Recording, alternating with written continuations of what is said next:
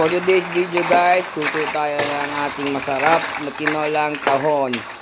Seafoods naman tayo ngayon.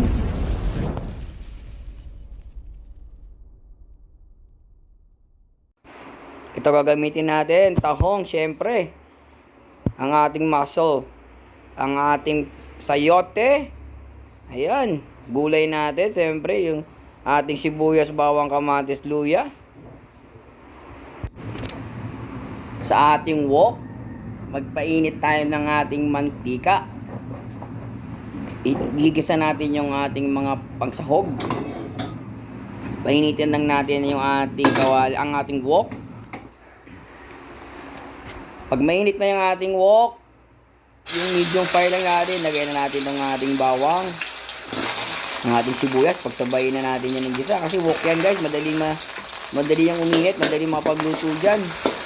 Huluin lang natin hanggang magisa na natin itong ating sibuyas, bawang. Pansinin nyo guys, magka-translucent na kagad yung sibuyas.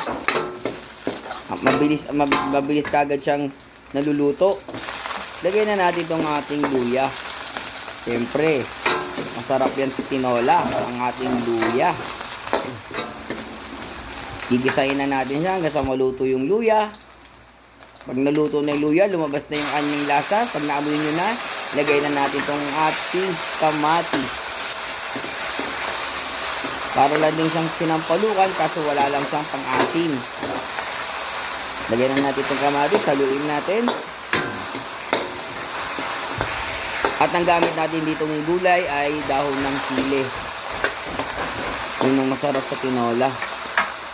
Kaya malunggay. Pwede kang mamili doon sa dalawa kung anong gusto mo. At pag nagiso na natin itong ating kamatis, unahin natin ilagay yung ating sayote. Kasi medyo makapal to guys, matigas, kaya matagal itong maluto. Kaya ang tahong naman kasi, saglit lang natin yung papakuluan, bubuka na agad yun. Pag buka na yun, luto na yun. Hindi natin pwede patagalin lutuin yung tahong. Gawa ng pag naluluto ang tahong at tumatagal, lumiliit yung tahong. Ganun po yung shell na gano'n. Tapos lagyan natin ito ng pamintang crack. Huwag pino, yung crack lang po. Para medyo may lasa-lasa. Pag pino po kasi nilagay natin dito, parang hindi siya ganun ka-solid yung lasa ng paminta. Ayan po, halu-haluin lang na po natin hanggang sa lumambot po yung sayote. At after nyan, pag okay na, lagay na natin itong ating tahong. Lagay po natin yung ating tahong. Ayan na po, nilagay ko na po lahat. Haluin na po natin. Mapansin nyo po, bumubuka na siya kagad pag mainit po talaga. Ganyan po ang tahong. Huwag lang natin po siyang i-overcook para hindi po siya lumiit talaga yung laman ng tahong natin. After po no, pag nalagay ng tahong, lagyan na natin ito ng sabaw. Lagyan natin ng tubig. Para pag bumuka yung tahong, lalabas na yung katas ng tahong doon sa water natin. Lagyan natin ng shrimp cubes para may lasa talaga na seafoods. Tapos lagyan natin ng asin. Kasi pag saglit na po yan, pag bumuka yan, luto na yan eh. Ayan na po. Napansinin nyo po, bumuka siya, tinatanggal ko yung mga dumi-dumi niya, yung sa tahong. Ayan, natanggal ko po sila para po malinis yung ating tahong.